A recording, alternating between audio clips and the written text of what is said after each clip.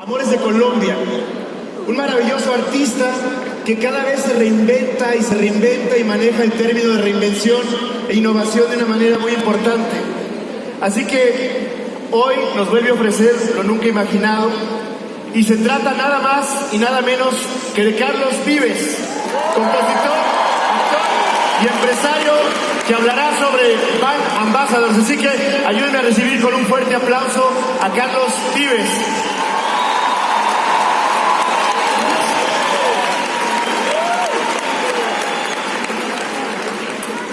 Muchas gracias por tus palabras.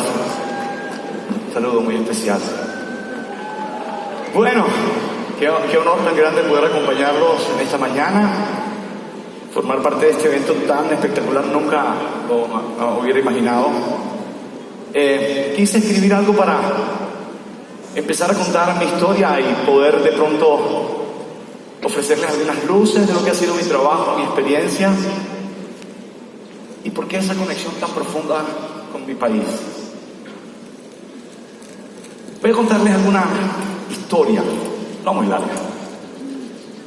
A raíz del tema ya de tantos años sobre la búsqueda de la paz y la historia de violencia en nuestro país, el periodista mexicano Jorge Ramos, en una entrevista, me hacía caer en cuenta de cómo yo, un ciudadano colombiano, llegado a los 50, no había conocido la paz ni un solo día de mi vida nacional. Y aunque por supuesto el tema de nuestra problemática no me resulta extraña, además hemos vivido, soy de una generación que nos ha tocado vivir varias décadas muy difíciles para nuestro país. Sí me puso a pensar en lo que había sido mi vida y mi historia y la relación profunda con Colombia, que al final había marcado mi camino, el camino de mi trabajo artístico y profesional. Y aunque definitivamente tenemos que ser conscientes que hemos sido privilegiados de vivir en lugares más seguros, es justo también aceptar que hemos contado con suerte. Pero antes de hablar de privilegios, quiero que me conozcan un poco más. Yo creo que de esta manera se van a conectar mejor conmigo porque sé que muchos se van a sentir identificados.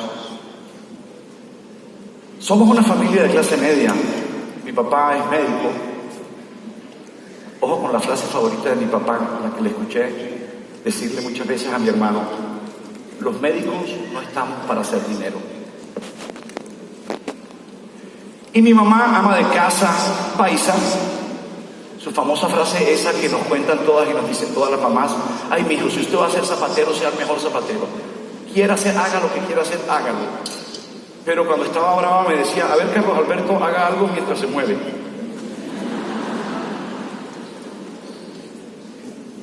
Y aunque no había para todo, nunca nos faltó lo realmente importante: una familia cariñosa, una buena alimentación, una educación, normal, mediana. Me no speak English, me no speak French, no Dutch, a duras penas español. Y mucho entretenimiento, eso sí. Especialmente ese de se me van para la calle que van a ensuciar la casa.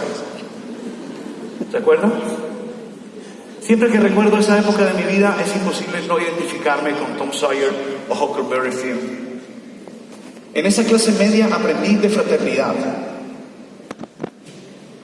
Si se mataba un marrano en Navidad, era para compartirlo con los vecinos.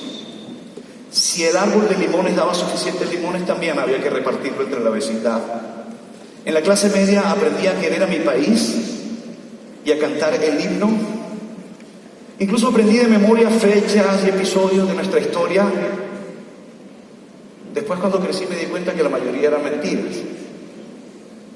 Ahora pienso que si no hubiese sido así, habríamos salido disparados de aquí, o por lo menos con un trauma muy delicado. En la clase media escuchábamos todo lo que le gustaba a las familias más encopetadas y a las más humildes. Escuchábamos vallenatos, rancheras, boleros, bambucos, baladas, música en inglés, en francés, swing, porro, salsa. Aprendí en esa clase media que si alguien no hablaba nuestra lengua, por el solo hecho de ser extranjero, ya era una persona especial para nosotros.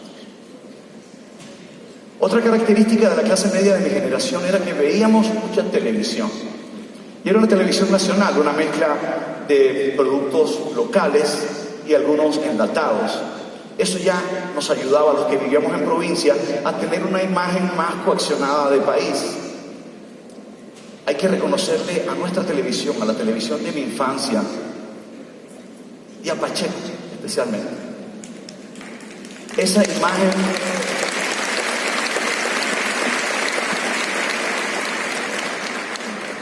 imagen de un país coaccionado, de un país que empezábamos como a reconocernos en la televisión, en un país muy difícil como el nuestro. ¿Cuántos países somos en uno solo nosotros? Habla de nosotros, nuestra historia de guerras, ser tan diferentes, una gran dificultad. Esa televisión donde Leonor González Pina y el indio Rómulo nos daban a conocer la historia de una tierra del olvido. Y cuando hablamos de televisión, por favor, también hablamos de publicidad. La publicidad hizo lo suyo y el mercadeo hizo lo suyo para profundizar mi sentimiento de colombianidad.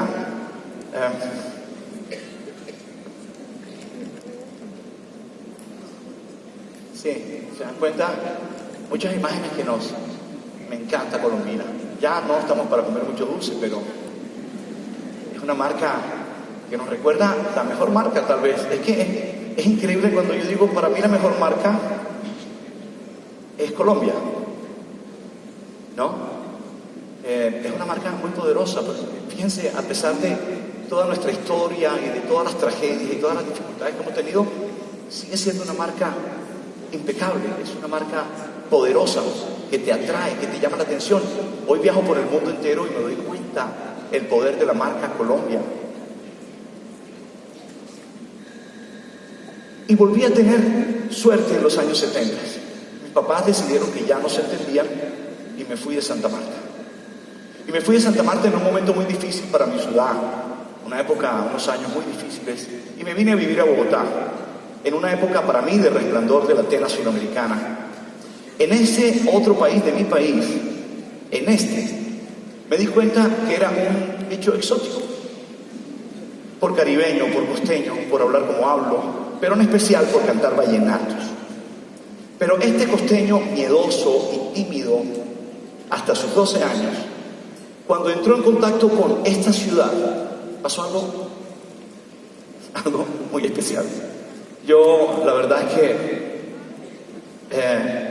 me desperté, me descubrí, me imaginé, viví, me enloquecí. Comencé a vivir. Cuando pasé mi trauma de ser un niño costeño traído un poco a la fuerza a vivir al altiplano cundiboyacense a 2.600 metros, más cerca de las estrellas. Y me descubrí, empecé a hacer teatro en el colegio. Y aunque quise ser médico como mi papá, desistí al poco tiempo. Comencé a cantar en bares, fui a la Escuela Nacional de Arte Dramático, dirigida por Santiago García, donde conseguí llegar lo máximo, el sumo que logré en la escuela fue un extra en una obra de teatro. Comencé a cantar y me preparé como actor para la televisión en la escuela de RTI bajo las órdenes de Boris Roth. Me gradué como publicista en la Universidad Jorge Tadeo Lozano de Bogotá. Hice un posgrado de producción de televisión, canté en los bares más conocidos de la época: Ramón Antigua, Doña Bárbara, Café de la Planta, Taberna de Torcuato, Estación Central. Estuve en los café conciertos, protagonicé importantes novelas de mi época con actores que vi de niño cuando estaba sentado frente a mi televisión en Santa Marta. Trabajé 4 años en uno de los programas más importantes de la franja infantil. Fui un boxeador, fui un ciclista, un compositor vallenato, un joven en los años 60 del Club del Clan.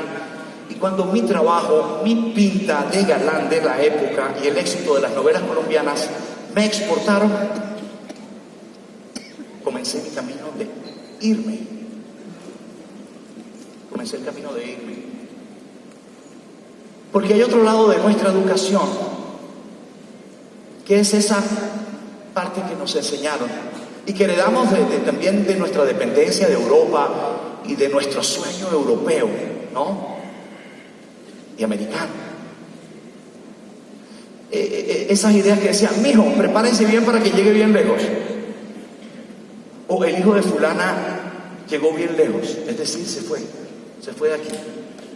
Y yo comencé a viajar y a trabajar como actor en Puerto Rico, en los Estados Unidos. Me firmaron por primera vez como cantante de la compañía CBS para cantar baladas.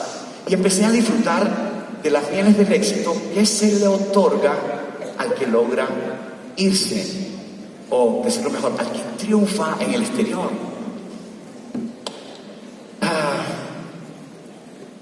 Y entonces hubo algo de todo esto que ya no me gustó. El hecho de que mi gente empezara a verme importante por el hecho de haberme ido, ya era algo que no me complacía. Para mí es importante aclarar que no juzgo el hecho de que la gente, por razones muy personales, privadas y propias y muy respetables, emigra buscando mejorar horizontes. Emigra por razones. Conocemos la historia de nuestro país y nos duele que mucha de nuestra gente haya tenido que irse. Yo creo que lo peor que le puede pasar a un país es que esa mejor gente tenga que buscar un mejor camino en otros lugares. Y a mí como ciudadano siempre, como colombiano, es algo que siempre me puso a pensar. Gracias. Para mí es importante aclarar eso, y ni más faltaba, pero me molesta profundamente que pensemos que todo lo que venía de afuera era mejor que lo nuestro.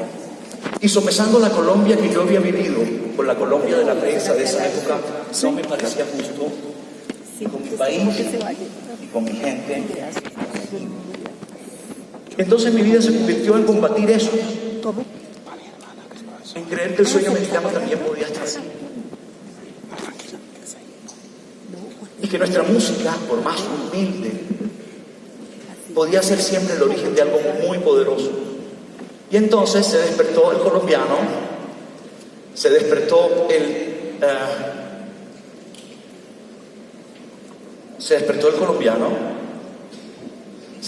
el publicista y el artista. Y entonces le di un rumbo a mi vida. Decidí tomar un camino que en ese momento la gente con la que ya estaba en la industria y con la que estaba firmado para ese entonces dijeron, este man se enloqueció. Pero había algo tan poderoso de querer regresar a mi país y de querer formar parte de todo esto que la verdad es que no me importaba nada de lo que había hecho hasta entonces y que era la oportunidad para mí de empezar.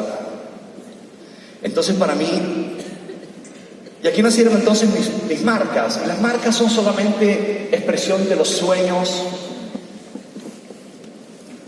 y de mis luchas. Porque hoy me invitan, y me encanta que me sientan como una persona exitosa, pero todos seguimos en nuestras luchas. El éxito es no perder la felicidad en esa lucha. ¿Y cuánto te toma? No sé, ya no sé si una sola vida o varias vidas. Así que para mí era muy difícil emigrar. Viajamos, pero siempre queremos volver. Para mí era muy difícil emigrar con una historia de relación tan íntima con mi país, con mi cultura, con mi diversidad. Era para mí muy difícil emigrar cuando la música local me lo había dado todo y cuando había nacido con muchos privilegios que mucha gente de mi país no había tenido, y eso me hacía sentir más responsable y que tenía que poner ese éxito al servicio de nuestra gente y de mi país. Decidí trabajar con la música y ella me enseñó a descubrir algo, una historia, a interesarme en la historia de mi país. La música me ha enseñado un camino hermoso de conocer la historia de mi país. Y es esa historia que no hemos contado todavía.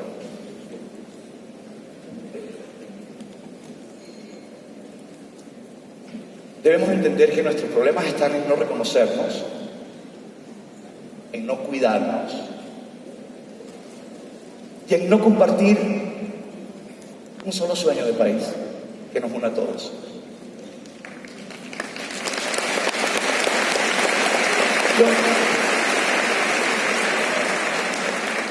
Les voy a contar una pequeña historia porque tuve la suerte cuando era niño de recibir en mi casa y estar en la casa de mi tío Rodrigo y conocer a muchos de los juglares de la música vallenata.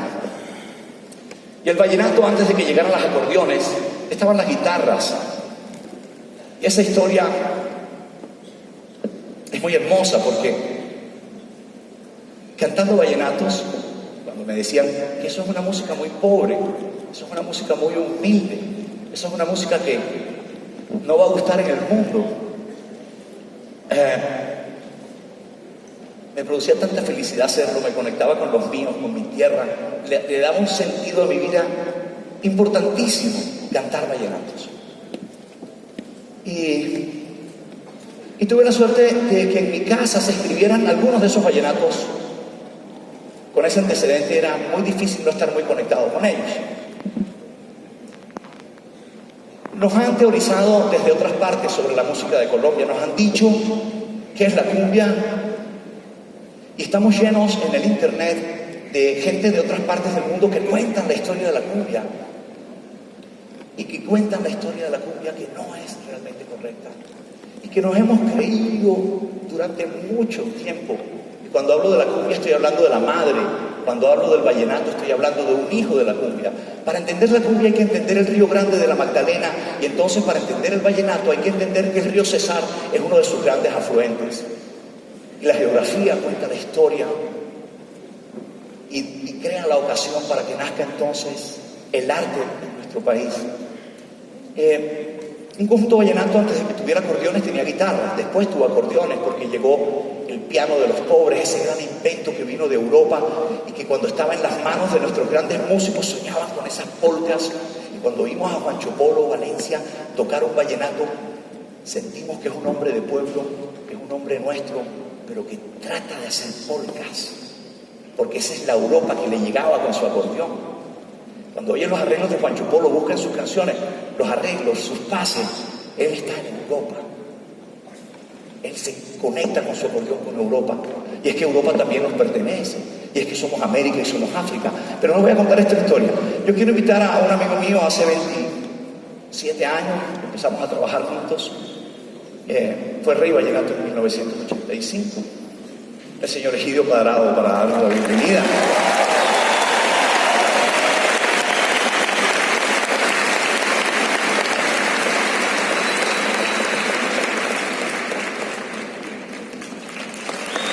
Y invitar a Alfredo Rosado, a Eder Polo, Caja, Bacharaca. Tocadito, vamos a más o menos, contémosle a la gente que no ha, de pronto que no conoce de los tríos vallenatos. Y hay tantas conexiones, entre otras cosas, a propósito de la presencia del presidente Obama, que me encantaría contarle la relación profunda que hay entre los tríos vallenatos y los tríos del Zydeco de Nueva Orleans. Esa historia la conocí gracias al presidente del Festival de Jazz. Es decir, no lo aprendí en español, me lo enseñó un americano que vio un conjunto vallenato y dijo, oh my God. Y me puso a pensar en los tríos y en nuestra conexión con el sur de Estados Unidos. Y les voy a seguir adelante, pero vamos a cantar una canción que a lo mejor tengo, con esa cámara Super 8, se grabaron entonces algunas imágenes de una parranda en mi casa, donde Leandro escribe una canción que se llama La Parrandita. Y es que el vallenato narra las historias cotidianas, incluso la de esta presencia hoy de ustedes. Si hubiese un juglar aquí y le dirían, ahí está el presidente Obama, ahí está este expositor, aquí está esta figura, él seguramente hubiera hilado una canción que seguramente había partes que nos hacía llorar y otras que nos hacía reír, pero involucraba a estos personajes. Así pasó en mi casa y fui testigo de esta parranda donde nació esta canción de Leandro. Y el vallenato sonaba así cuando era folclore.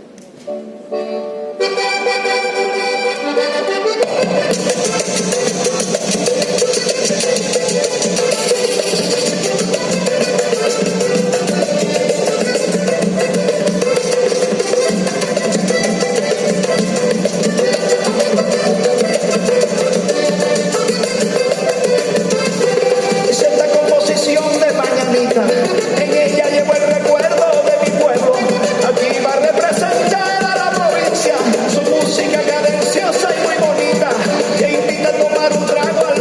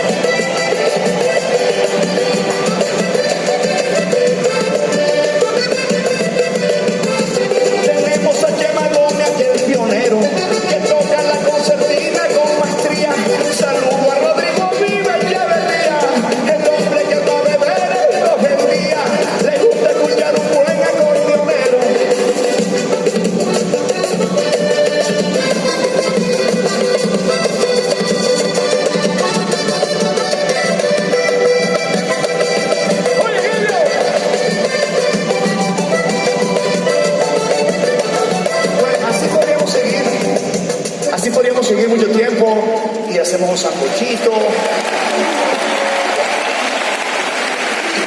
Y podemos entender que el vallenato era la juglaría, que el vallenato eran las historias, eran los cronistas que recreaban esos momentos de las familias, de la política, de la agricultura, de la industria. Eran reflejos de ese desarrollo. Pero ¿qué es folclore y qué no es folclore? ¿Por qué cuando yo grabé los clásicos en la provincia hace 20 y tantos años me dijeron, eso no es folclore? Y esos mismos que me dijeron en esa época, eso no es folclore, hoy me dicen, qué buenas esas canciones vallenatas que tú hiciste al principio. Porque el tiempo pasa y con él vienen las tecnologías. El acordeón fue un gran avance de la tecnología. Meter unas armónicas dentro de una caja con un fuelle y que sonara. Eso era la industrialización de esa época. ¿Qué pasó que hizo que el vallenato, siendo un folclore, llegara a la radio? Calilla fue un músico que le gustaba el vallenato y un día se quedó mirando al cajero. Dame la caja, Alfredo.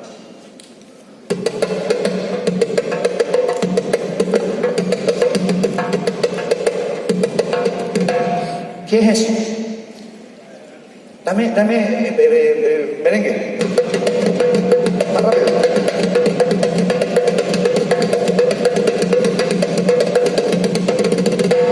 ¿Qué es? ¿Qué les parece eso? ¿África de dónde? ¿Cuál África? África es tan complejo como nosotros.